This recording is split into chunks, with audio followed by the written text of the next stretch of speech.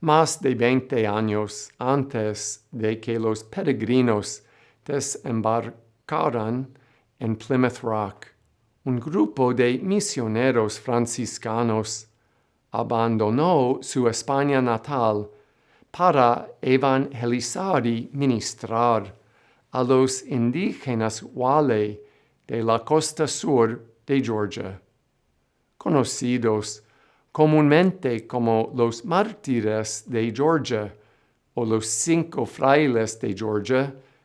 Estos siervos de Dios fueron asesinados por su fidelidad a las enseñanzas cristianas sobre la santidad del matrimonio. Su proceso de beatificación se inició formalmente el 22 de febrero de 1984. Queridos hermanos, aunque la historia que están a punto de ver comenzó hace más de 400 años, no terminó en 1597.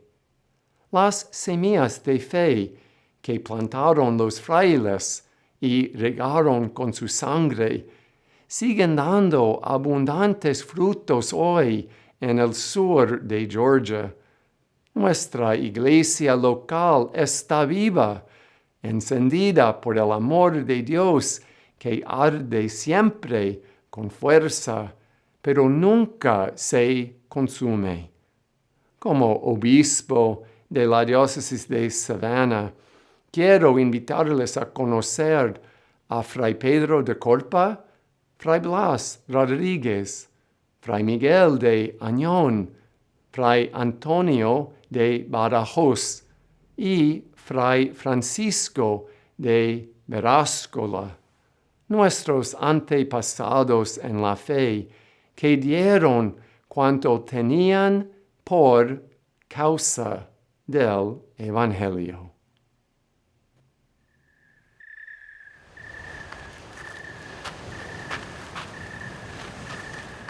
It is September 14th, 1597. Friar Pedro de Corpa prays on his knees in his home. He's 37 years old. It's the last day of his life. The steamy, humid summer morning in coastal Georgia has almost turned to fall. Behind the friar, a party of young native men stand in the peaceful village of Tolomato, near modern-day Darien, Georgia, their faces streaked with war paint and their hands gripping clubs known as macanas.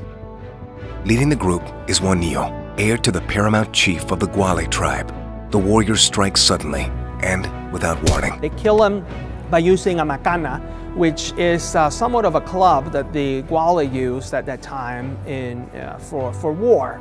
And the macana, they would simply use it to hit people on the head, and it was an immediate death, a strong blow to the head.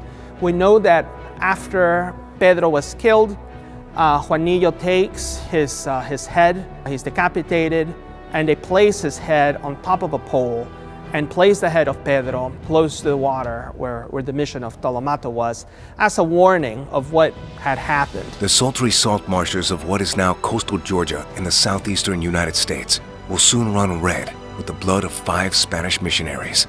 Though many details are lost in the mists of time, the chilling events of these fateful days are forever seared into the memory of the Church. The murderous rampage continues. On September 16th, the war party comes for Friar Blas Rodriguez, who serves the mission in the nearby village of Tupiqui.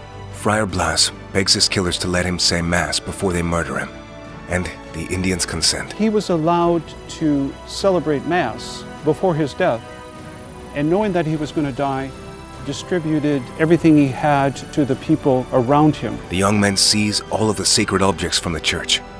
Knowing he is going to be murdered, Friar Blas's final act is one of generosity and forgiveness. 2 agonizing days later, Father Blas's life is cut short by a macana blow to the head. Further south, on what is now known as St. Catherine's Island, 2 more Franciscans are warned that trouble is coming. Brother Antonio de Badajoz and Friar Miguel de Añón refuse to abandon their parishioners at the mission of Guale. They're told that you're going to die. But where do you really run, you know? I mean, when you're in the middle of a palmetto forest, they make a decision that they're not going to leave. They made a choice not to abandon the Wale people, even though it almost certainly meant their death. On September 17th, Friar Miguel celebrates Mass and leads Friar Antonio in 4 hours of prayer. Historical research has revealed that the priests were celebrating the feast of the Stigmata of St. Francis, their patron. So if you were facing death, what an incredible liturgy to celebrate. Death comes more cruelly for the two men. At first, the war party hesitates to kill the beloved priests. But then an unbaptized Indian rushes forward and beats Friar Miguel with his macana. A second warrior deals the death blow to both men. Some days later, Friar Francisco de Verascala is returning to his mission of Assao.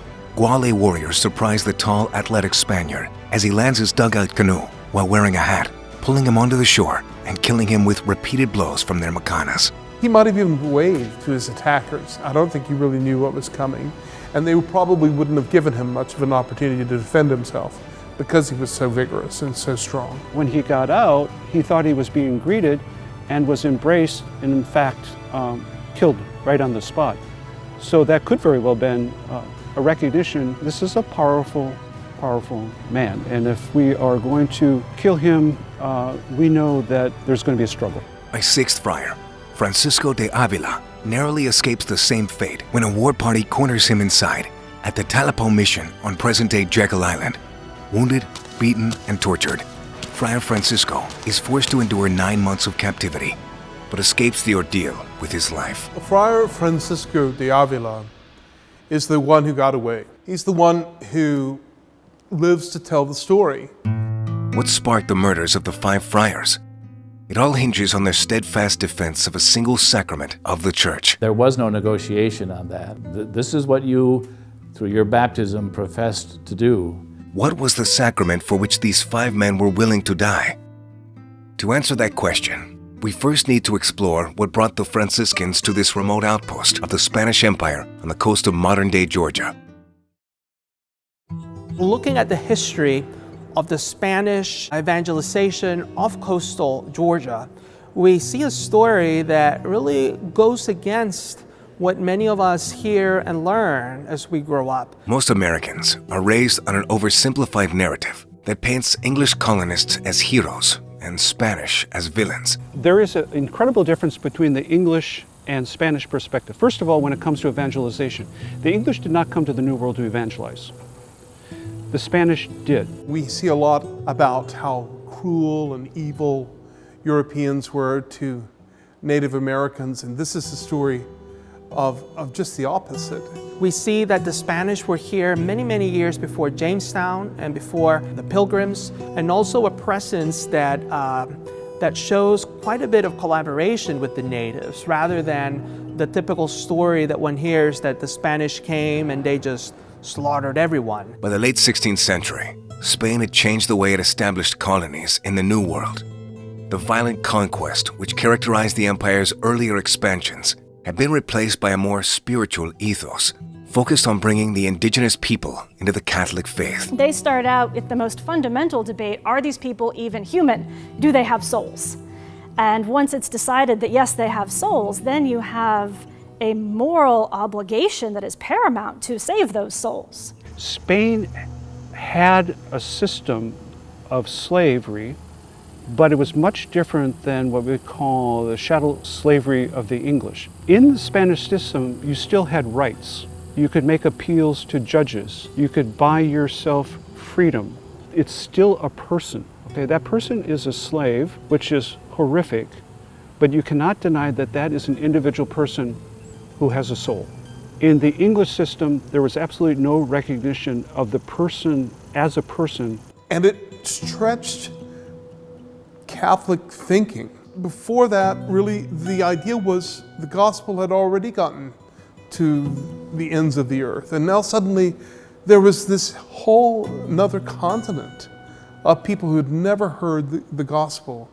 And so these men, driven by their passion for the Lord, they went literally to the ends of the earth. As opposed to their English rivals, who would soon arrive with colonies to the north, The Spanish, by this time, had abolished the enslavement of Native Americans and gave the natives certain rights as subjects of the Spanish Empire. The Spanish passed the new laws of 1542, which make it illegal to enslave Indians. The natives were respected as part of the empire, where the Spanish wanted the natives to be part of what they were doing when compared to who the English thought the natives were and what role or no role the natives were going to play. The object of Spain's efforts on the coast north of St. Augustine, Florida, in present-day Georgia, were the Guale, a now-vanished tribe which once populated between the Ogeechee River in the north and the Altamaha River in the south.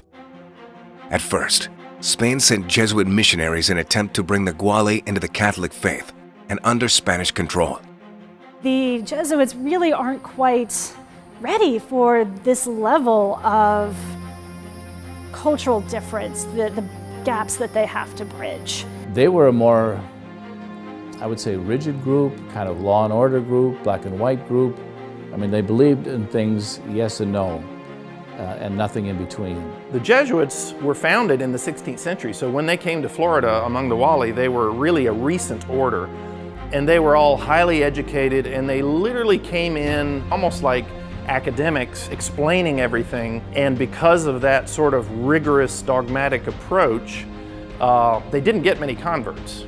They were there to provide, to teach, and then to leave. Whereas the friars, we believed that it took time for people to come to a certain point of belief. Where the Jesuits failed, Franciscan friars found a fertile mission field suited to their more relaxed philosophy. The Franciscans come later. They have 70 years of experience working in Mexico, working in Peru, working in Central America, and they have a system for acquire the language, learn about the culture, figure out what the cultural idioms are, and then use those to communicate. Because abstract concepts like the dichotomy of good and evil are difficult to translate without a good understanding of local idioms. Well, the Franciscans were actually the first to go out and begin integrating themselves into the Wali as residents. They were accepted into the communities in part because they came out sort of like a Peace Corps effort. They also permitted the Native Americans to integrate some of their own practices into their new Catholic faith, such as burying their dead with grave goods in the mission churchyard, or fashioning Guale faces into the carvings on the Stations of the Cross in the mission churches. The flavor of Christianity, of Catholicism that was developed in a Franciscan mission province to some extent reflected local practice. The Franciscan missionaries serving with the Guale were among the best and brightest Spain and the Catholic Church had to offer. These were men who had been educated in some of the finest schools in Spain. These were like astronauts. These were amazing people. These are some of the top people that are being sent. In other words, educators, novice masters, leaders of the community, famous preachers. They understood themselves as an international vanguard in many ways. There was no other idea of life that was more compelling than being a missionary. Francis of Assisi himself was a missionary. Friar Pedro de Corpa, the first missionary to die in 1597, was one of the most experienced in the region. He had a good command of the local Guale language, and his mission in the village of Tolomato, which was essentially the capital of the Guale chiefdom, was the most prominent in the region. Friar Pedro de Corpa was born in a small farming town in the Villalbilla region of Spain. If you go to the parish church of Villalbilla today, you can see the baptismal font where Pedro de Corpa was baptized. We know that he was the most seasoned, the most experienced. He had been here the longest compared to some other friars. And Pedro de Corpa was warmly embraced. He lived among the Guale without a military presence, without soldiers. He was welcomed by the Guale and was effective in baptizing them and building a mission and serving as the head missionary. Friar Blas Rodriguez, who served the mission in the village of Tupiqui, was in his 50s when he died. Friar Blas was from the Spanish province of Coacos, which is in western Spain, close to the present-day Portuguese border. He joined the Franciscans, and in 1590, he responded to the invitation to come to the New World. Apart from some general characteristics that we know about him, not very much is known about him. Friars Antonio de Badajoz and Miguel de Añón, who served together at the mission on St. Catherine's Island, were a study in contrasts. Friar Miguel was beloved by the Guale. He was known for his pleasant singing voice. Historical sources indicate Friar Miguel was born in either Saragossa or Huesca province in Spain, and that he sacrificed a great deal to come to the New World. We're told by sources that he came from a noble family, had an incredible disposition, and clearly was quite persuasive, and is here an example of, if you will, sending the best of the best to Florida. Friar Miguel's companion brother Antonio, who hailed from the village of La Abuela, in the province of Badajoz, was an older man who knew the Guale language well enough to translate for Friar Miguel. Now, Brother Antonio is not Father Antonio, it's Brother Antonio, which means he's what's called a lay brother. In other words, he was not ordained. His focus was on the community life and working hand in hand with Father Miguel. The last missionary to die, Friar Francisco de Veráscola, stands out among his brothers in the historical record. We know more about him than any of the other martyred missionaries. Friar Francisco was the only Basque among the group, born on February 13, 1564, to a noble family in the village of Gorejuela, and baptized at the parish church of San Juan de Molinar. His father, Domingo, was a government official known for carrying out social reforms to benefit the poor. 33-year-old Francisco was a natural athlete who used his strength and skill to build rapport with the Guale. When Father Francisco comes, it's noted right away that he is quite tall.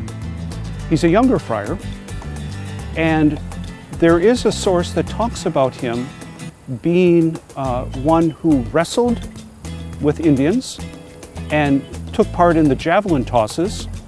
And this account, I don't know if it's propaganda or just the Spanish view, but they said that he was always a winner, especially when he was wrestling. And so he was often recognized, if you will, in stories down through the years as one who was incredibly athletic. Things were going well with the Georgia coastal missions until a young man named Juanillo, who was heir to the leading Guale chief and a baptized Catholic, requested that Friar Pedro make an exception to Catholic teachings. This would set off a bloody revolt that would change the entire leadership of the Guale culture.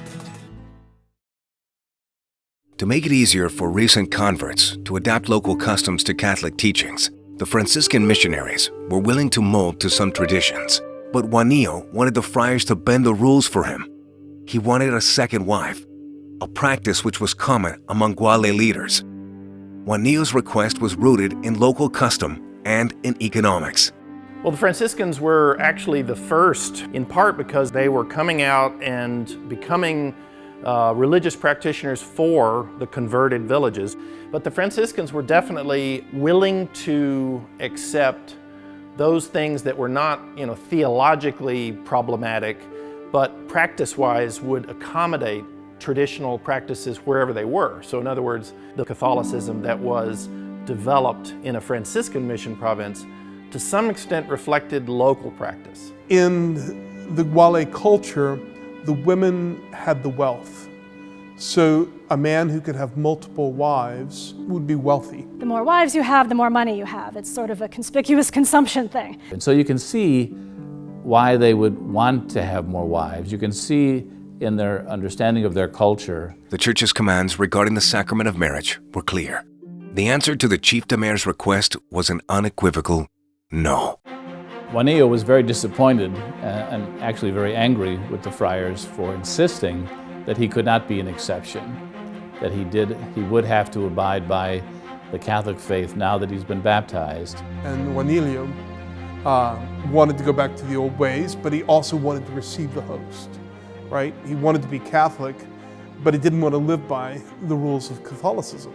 The friars' staunch refusal to grant the request also caused an earthquake in the Guale political structure. And so when the friars said no, that's not appropriate for a Christian, they essentially interfered in chiefly succession by disinheriting and choosing a different chief instead of the legitimate Guale leader. The friars probably did not understand what they had set in motion, but they could not deviate from the Church's teaching on the sacraments. But it essentially implied if he did not follow their admonition, he could not become the Mico Mayor. In the aftermath of the 5 murders, new leaders emerged to rule in the coastal villages, and over time, a rival Guale chief named Don Domingo took bloody revenge for the friars' deaths and made peace with the Spanish authorities. Historians point out that it is Don Domingo's version of events which have shaped the official narrative. This is what kind of creates this mystery for us, because the friars were clearly a target, but it's not clear whether they were the only target. It's possible that indigenous leaders like Don Domingo are then taking advantage of that and leveraging it for their own purposes. So some would suggest that this revolt of Juanillo was not simply Juanillo and his grievances, but it was more of a general uprising in which a number of different chiefs were involved. Regardless of the various factors which played into the decision to murder the missionaries, it is believed that Friar de Corpa's staunch defense of marriage is the match which lit the fire. And the friars all knew that they had placed their lives on the line when they left everything behind and sailed for the New World. These Franciscans came sort of with the understanding that part of their mission might involve martyrdom. These were people who did not shy away from the notion of dying, trying to spread their faith. It's similar to someone joining the armed forces in the United States and going to a place of conflict, knowing that they may never come back. They believe in the gospel and in the message of Jesus Christ so strongly that they're willing to give their life in defense of it. In the years after their deaths, the friars' sacrifice was chronicled by Luis Geronimo de Ora, a Peruvian Franciscan who visited the area in the early 17th century and interviewed Spanish officials and native eyewitnesses. The story was also repeated in Friar Alonso Gregorio de Escobedo's epic poem, La Florida. There is also evidence that the deaths of these brave men didn't end Catholicism in the area. Instead, it helped the faith to become more deeply rooted among local Native Americans. A group of Catholic Indians from the Timucua tribe bravely refused to recant their faith near present-day Darien, Georgia in 1661. Instead of rejecting Christianity in the face of death, Creek Indians were basically presenting them with that option. Abandon the Christian God and come with us or die. Many of them chose to be burned and martyrs' deaths. The faith took hold, and that it's important to remember that as we think of the legacy of the friars, that not only are we remembering them now 400 years later, but for the time that the missions existed up until the late 1600s when the English demolished them all, the Guale continued, they remained Catholic, they remained faithful. The story of the 5 martyred friars has led to archaeological digs and important discoveries on the barrier islands. Over the past century, more than one effort has been made to bring attention to the sacrifice of these defenders of the faith. Starting in the 1940s, church leaders in Friar Francisco de Verascolo's home province in Spain pressed for sainthood for all 5 of the Franciscans. Particular attention was paid to Friar Francisco, who was the subject of several paintings and a plaque. A cross was erected in Francisco's honor in 1967. There has been an annual commemoration of Friar Francisco in his hometown. There is a marker in his hometown that shows where he was born. Earlier on in the 20th century, the bishop of that area was very, very interested in the beatification process to try to name him the patron saint of soccer because of his love of sport and his ability to share the gospel with others through sport. On the site where Friar Miguel de Añón and Brother Antonio de Badajoz were killed, in 1984, archaeologists discovered the remains of the mission of Guale on St. Catherine's Island, with 431 Christian buried remains of baptized Guale natives. The bishop of the Diocese of Savannah conducted a prayer service at the site in memory of the Guale men, women, and children buried there.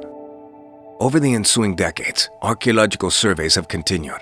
Discoveries have included countless artifacts, revealing the daily lives of the Guale Indians on the island both before and after the missionaries arrived. The idea was to create something that feels like a place someone might want to pray, feels like a church, represents the church, but still allows archaeologists to be able to do the work if they need to, and also allows visitors to come there and pray without having sand spurs in their knees.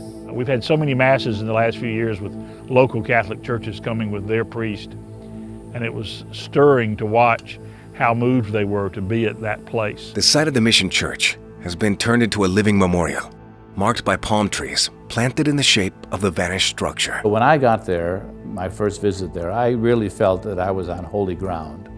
And so it was a very, very moving experience for me to be on that island and to be able to celebrate the sacrament of the Eucharist on or near the very same spot that they did. Providentially coinciding with the discovery of the mission of Guale was the opening of the cause for the beatification of Friar Pedro de Corpa and companions by the Franciscan Holy Name Province in New York and the Catholic Diocese of Savannah. They believe these men died as martyrs for the faith due to their defense of the sacrament of marriage. Whenever a cause for beatification or canonization is presented to Rome, there always has to be an organization that is sponsoring it, that is responsible for the promotion of it, for the research, for all the various steps that are required. The priests throughout the years who have led this effort have been Franciscan friars of the Holy Name Province. It is only in the last few years that the Diocese of Savannah, in conjunction with the Holy Name Province, has taken a more active role when it comes to promoting the story of the martyrs. Over the years, many people have helped carry the torch for the cause. Father Charles Bird, a parish priest, commissioned the creation of a retablo, a small painting depicting the 5 Franciscans. It begins the process of giving these very real men who we know lived a personality, and that helps us to connect to them. Unlike many saints, there are no surviving physical remains of Friar de Corpa and his companions. In terms of the beatification process, it is important to know where the body is, to find a body, for there to be a place where the faithful can go and pray. It's usually tied to a place of pilgrimage, a place to gather. So unfortunately, with these 5 friars, we do not have their bodies, any of them. The bodies of Friar Pedro de Corpa, Friar Blas Rodriguez, and Friar Francisco de Verascola were all eventually buried near the spots where they died and have never been found. Spanish soldiers discovered the mangled remains of Friar Miguel Añón and Brother Antonio Barajos, buried near the entrance to their church on St. Catherine's Island. Some or all of the bones were brought back to Spanish headquarters in St. Augustine, where they remained until 1763, when they likely were moved to Havana, Cuba. Over the centuries, the relics have been lost, but the story of the 5 friars and the stand they made for the sacrament of marriage remain as an inspiration for Christians today. I think at this time, the Georgia martyrs play a very important role in upholding the institution of marriage and the holiness of marriage and the covenant and the commitment of marriage. Because what we're finding today is a trend in being rather casual about marriage. If things don't work out, we just separate and we end our relationship and we look for someone else to marry or to have a relationship with. There isn't that sense of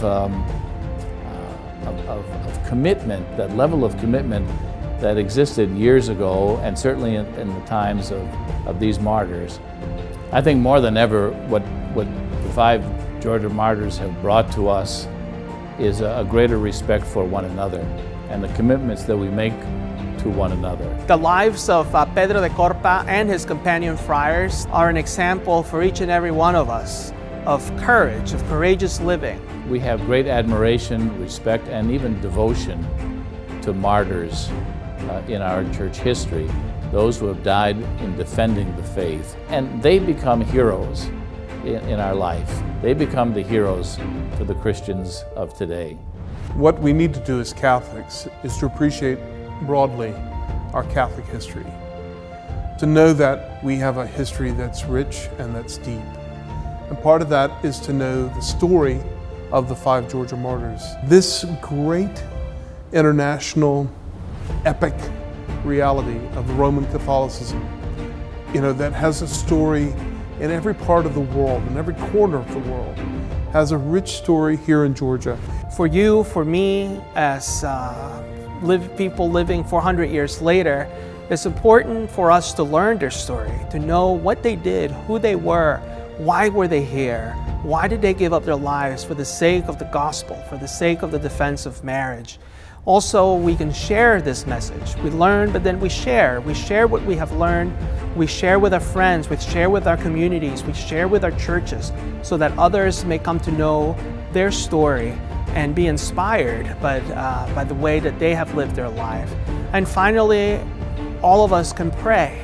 Pray for the cause. Pray that these men's heroic sacrifice, may be recognized by the church and offered to all the faithful as an example of virtuous living, of gospel-driven life.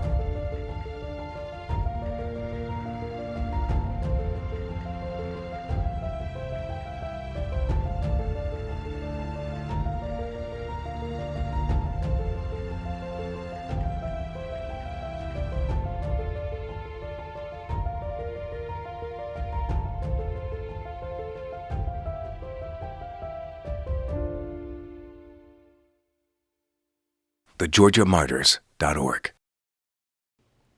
Gracias por verlo.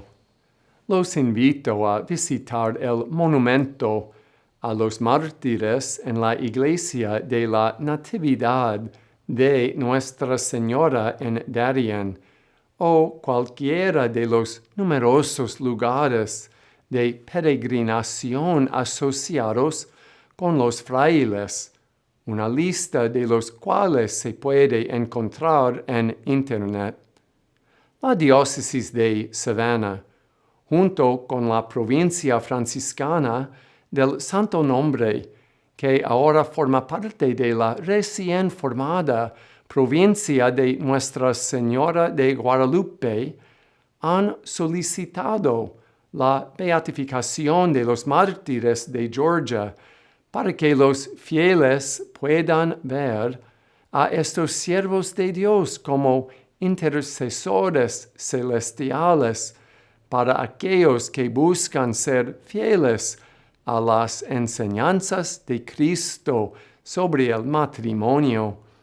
Su beatificación serviría de homenaje a los fieles católicos de la nación Wale, por quienes los frailes dieron su vida y que, a su vez, los quisieron y honraron en el momento de su muerte y después. También se reconocería la contribución de los pueblos hispanohablantes a la vida católica en los Estados Unidos, cuyos antepasados misioneros llegaron a América para enriquecer a los pueblos indígenas con el Evangelio de Jesucristo. Les pido que recen por el continuo progreso de la causa y que invoquen la intercesión de los mártires de Georgia, particularmente en cuestiones de matrimonio y vida familiar. Y ahora, elevemos nuestras intenciones y recemos juntos la oración de los mártires. Oh Señor Jesucristo, recompensa el celo apostólico de Fray Pedro de Corpa y sus 4 compañeros, Blas, Miguel, Antonio y Francisco, quienes trabajaron por el bienestar espiritual del pueblo indígena Wale de Georgia y entregaron su vida en testimonio de la fe cristiana. Por sus méritos e intercesión, concédeme el favor que humildemente te pido, para que así su heroico sacrificio pueda ser oficialmente reconocido por la Iglesia para la gloria de tu santo nombre. Amén.